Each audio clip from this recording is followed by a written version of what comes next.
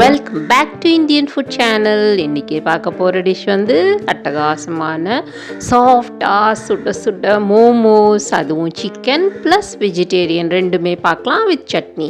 First மாவு பிசைஞ்சிக்கலாமா?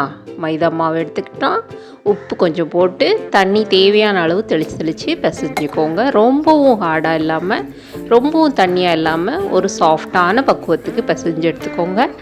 இதை நம்ம ரெஸ்ட்டு விட்டோம்னா அருமையாக சாஃப்டாக கிடைக்கும். அதுக்குள்ளே நம்ம ஃபில்லிங் ரெடி பண்ணிக்கலாம். இதுக்கு தேவையான பொருட்கள் பார்த்திங்கன்னா கோஸு, பச்சை மிளகாய், கேரட்டு, நான் இன்றைக்கி மஷ்ரூம் கொஞ்சம் எடுத்திருக்கேன், குடமிளகாய், வெங்காயம். இது எல்லாத்தையும் முடிஞ்ச வரைக்கும் சாப் பண்ணி வச்சுக்கோங்க மெல்லிஸாக. ஸோ இது எல்லாத்தையும் நம்ம இப்போ ஒரு பவுலுக்கு மாற்றிக்கலாம். இது ரெண்டு விதமாக செய்யலாம். நீங்கள் இதை வந்து வதக்கி கூட தண்ணியை வற்ற வச்சு ரெடி பண்ணலாம். இப்போ நான் எல்லாத்தையும் ஒன்றா போட்டு உப்பு போட்டு பெசரி வைக்க போகிறேன். 2 ஸ்பூன் அளவுக்கு உப்பு போட்டுக்கிறேன். இது கிட்டத்தட்ட ஒரு 5 கிராம் உப்பு இருக்கும். எல்லாத்தையும் நீங்கள் பெசரி வச்சுட்டிங்கன்னா மூடி வச்சுட்டா ஒரு 10 நிமிஷத்தில் தண்ணி விட்டுக்கும்.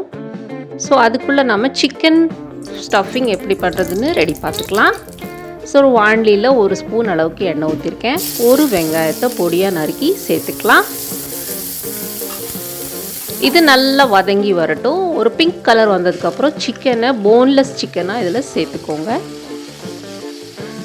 நான் சேர்த்துக்கிறது ஒரு 150 கிராம் சிக்கன் சேர்த்துருக்கேன். தேவையான அளவுக்கு தண்ணி, உப்பு, ஒரு 1/4 டீஸ்பூன் அளவுக்கு இஞ்சி பூண்டு விழுது எல்லாத்தையும் சேர்த்து மூடி போட்டு ஒரு 10 நிமிஷம் வேக வைக்கலாம். 8லேருந்து 10 நிமிஷத்துக்குள்ளே தாராளமாக வெந்துடும். அதுக்குள்ளே இந்த வெஜிடபிள்ஸ்லாம் எப்படி தண்ணி விட்டுருக்கான்னு பார்த்துட்டு நம்ம ஒரு வடிகட்டில் துணி போட்டு இந்த காய்கறி கலவையை அதில் சேர்த்துக்கலாம். தண்ணி இருந்தால் மோமோஸ் பிடிக்க வராது, அதனால் தண்ணியெல்லாம் மொத்தமாக எடுத்துருங்க. இந்த தண்ணியை நாம் வேஸ்ட் பண்ண வேண்டாம், எந்த கிரேவிலையும் சேர்த்துக்கலாம். முடிஞ்சால் இந்த மோமோஸ் மாவு பிசைகிறதுல கூட இந்த தண்ணியை சேர்த்து நீங்கள் பிசைஞ்சிக்கலாம். இந்த தண்ணி அவ்வளோ சத்து உள்ளது, வீணாக்காதீங்க. ஸோ இந்த புழிஞ்சு எடுத்ததுக்கப்புறம் இந்த காய்கறி கலவை இப்படி இருக்கும். இதை நீங்கள் சாட்டே பண்ணி கூட எடுத்துக்கலாம். இதுக்கு தேவையான அளவுக்கு ஹர்ப்ஸ் சேர்த்துக்கிறேன். அப்புறம் கொஞ்சம் மிளகுத்தூள் சேர்த்துக்கிறேன். வெட்டி வச்ச கொத்தமல்லி இலையை சேர்த்துக்கலாம். எல்லாத்தையும் ஒன்று போல் மிக்ஸ் பண்ணி இப்போ நம்ம இதை ஆவியில் வச்சு எடுக்கும்போது மிச்சம் வெந்துடும் நல்லா. இப்போ சிக்கன் நல்லா வெந்துருச்சான்னு பார்த்துக்கலாம். நல்லா கமகமன்னு வாசம் வருது, நல்லா சாஃப்டாக வெந்து போச்சு. இப்போ இதில் தேவையான அளவு கொஞ்சம் ஹர்ப்ஸ் போட்டுக்கிறேன். தைம், ஆரிகானோ, பேசில், சில்லி ஃப்ளேக்ஸ், அப்புறம் பெப்பர் பவுடர், கொஞ்சம் கொத்தமல்லி தழையை நறுக்கி இந்த மாதிரி போட்டுக்கலாம். இதை ஒரு பவுலில் எடுத்து வச்சுக்கலாம். ஸோ இப்போ இதுக்கு ஒரு சட்னி ரெடி பண்ணிக்கலாம். பூண்டு, வெங்காயம், இது வேக வச்ச காஞ்ச மிளகாய், இந்த மாதிரி சாஃப்டாக ஆகிடும், சீக்கிரம் அரைஞ்சிரும். உப்பு எல்லாத்தையும் சேர்த்து நல்லா விழுதாக அரைச்சிட்டிங்கன்னா இந்த மாதிரி ஒரு பேஸ்ட் கிடைக்கும். இதை இப்படியே சாப்பிட்டா கொஞ்சம் விறுவிறுன்னு இருக்கும். அதனால் நம்ம எண்ணெய், நல்லெண்ணெய் சேர்த்து தாளிச்சிக்கலாம். கடுகு உளுத்தம் பருப்பு எதுவுமே தேவையில்லை. அந்த எண்ணெய் சூடு ஏறினதும் இந்த விழுது அதில் சேர்த்துக்கலாம். ஒரு 2-3 நிமிஷம் வச்சிங்கன்னா அந்த பச்சை வாசம்லாம் போய் அருமையான கார்லிக் டிப் ரெடி. இப்போ நம்ம மோமோஸுக்கு ஷீட் ரெடி பண்ணிக்கலாம். பிசைஞ்சு வச்ச மைதா மாவை நம்ம இந்த மாதிரி பூரி சைஸுக்கு உருண்டைகளாக்கி இந்த மாதிரி திரட்டி எடுத்துக்கலாம். இந்த மெலிஸில் இருந்தால் போகும். இது பாருங்கள்.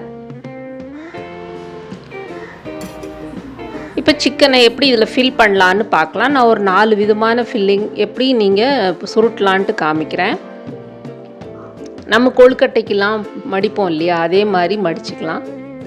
தண்ணிலாம் தொட தேவையில்லை, ஏன்னா மாவே நல்லா சாஃப்டாக இருக்குது. இப்போ இது 2 எட்ஜையும் எடுத்து நீங்கள் இப்படி சேர்த்துட்டிங்கன்னா இது ஒரு டைப் ஆஃப் மோமோ ஸ்டஃபிங் பண்ணுற மெத்தடு. எப்படி சாப்பிட்டாலும் சாப்பிட்டது தான். அதனால் மோமோஸ் எப்படி பண்ணுறாங்களோ அதே மாதிரி இது ஒரு திபெத்திய உணவு. நேபாள்லேயும் திபெத்லேயும் ரொம்ப ஃபேமஸ். ஸோ இது மாதிரி செய்வாங்க. இப்போ இது நம்ம புடவையோட மடிப்பு மாதிரி இது மாதிரி ஒன்று மேலே ஒன்று வச்சு இது மாதிரி மடிச்சுக்கிட்டே வந்தோம்னா ஒரு பக்கம் ஃபுல்லாக இந்த மாதிரி அழகாக மடித்து விட்டுக்கோங்க. பின்னாடி இருக்கிற பகுதியை அப்படியே நேராகவே இதோடு சேர்த்து இணைச்சிக்கோங்க. ஷெஃப்போட தொப்பி மாதிரி இந்த மாதிரி சைஸ் கிடைக்கும். பார்த்திங்களா, அட்டகாசமாக ரெடியாக இருக்கா? இது ஒரு டைப்பு. இப்போ இன்னொரு முறை, 3வது முறை பார்க்கலாம். ஃபில்லிங் இது போல் வச்சுக்கோங்க. ஒரு சைடு லெஃப்டில் ஒரு பக்கம் ரைட்டில் ஒரு தடவை, லெஃப்டில் ஒரு பக்கம், ரைட்டில் ஒரு பக்கம், கடைசியில் அப்படியே நேராக. இது ஒரு டைப் ஆஃப் ஃபோல்டிங்.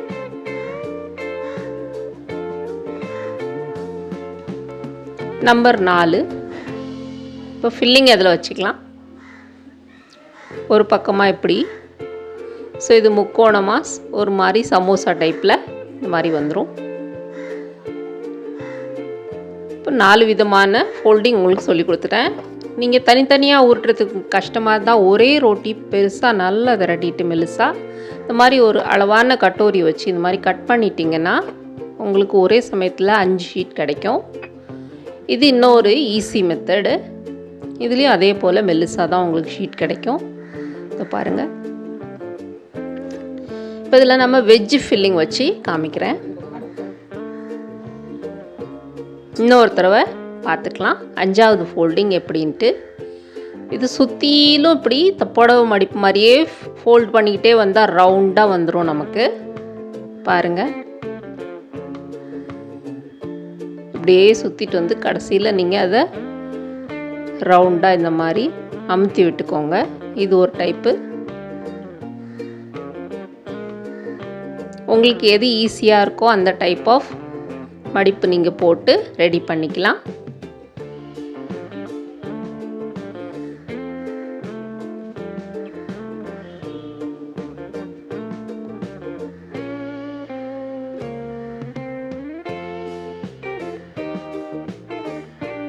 இது ஆவியில் வெந்ததுனால நல்ல ஹெல்த்தி தான். மைதா பிடிக்காதவங்க கோதுமை மாவுலேயும் செய்யலாம். ஆனால் கடையில் இருக்கிற மாதிரி டேஸ்ட் இருக்காது. அதனால் உங்களுக்கு நான் இன்றைக்கி மைதாவில் தான் செஞ்சு காமிச்சிருக்கேன். இப்போ இது ஒரு இட்லி பாத்திரத்தில் இந்த மாதிரி ஒரு வடித்தட்டி வச்சுட்டு அதில் எண்ணெய் அப்ளை பண்ணி வச்சுக்கலாம். இப்போ ரெடி பண்ண மோமோஸ்க்குள்ள இதில் அடிக்கிடலாம். இதை ஸ்டீம் பண்ணிக்கலாம். 8லேருந்து 10 நிமிஷம் ஸ்டீம் பண்ணால் அருமையான சாஃப்டான சுட சுட மோமோஸ் ரெடி ஆயிடுச்சு. இதை இப்போ இந்த கார்லிக் சட்னி கூட நம்ம சர்வ் பண்ணிடலாம். நீங்கள் இதுக்கு பச்சை சட்னி கூட சர்வ் பண்ணலாம், மேயோனீஸ் கூட சர்வ் பண்ணலாம். நான் இன்றைக்கி இந்த கார்லிக் டிப் தான் சர்வ் பண்ணியிருக்கேன். இந்த வீடியோ உங்களுக்கெல்லாம் ரொம்ப பிடிச்சிருந்தா கமெண்ட்ஸ் போடுங்க. எங்கேருந்து என் வீடியோவை வாட்ச் பண்ணுறீங்கன்னு மென்ஷன் பண்ணுங்கள். உங்களுக்கெல்லாம் நான் நன்றி தெரிவிக்கிறேன். ஸோ இந்த வீடியோ உங்களுக்கு மிகவும் பிடிக்கும்னு நம்புகிறேன். என்னோட முயற்சிக்கு ஒரு லைக் போடலாமே, ஒரு கமெண்ட் போடலாமே. தேங்க்யூ ஃபார் வாட்சிங் மை வீடியோஸ். இந்த மாதிரி அருமையான டிஷ்ஷஸ்லாம் செஞ்சு கொடுத்து குழந்தைங்களுக்கும் வீட்டில் இருக்கிறவங்களுக்கும் உங்களோட கைவண்ணத்தை காமிங்க. ஒன்றும் கஷ்டம் ஒன்றும் இல்லை. ட்ரை பண்ணி பாருங்கள். ஒரு தடவை ட்ரை பண்ணிவிட்டு எப்படி வந்துச்சுன்னு எனக்கு ஒரு கமெண்ட் போடுங்க, லைக் போடுங்க.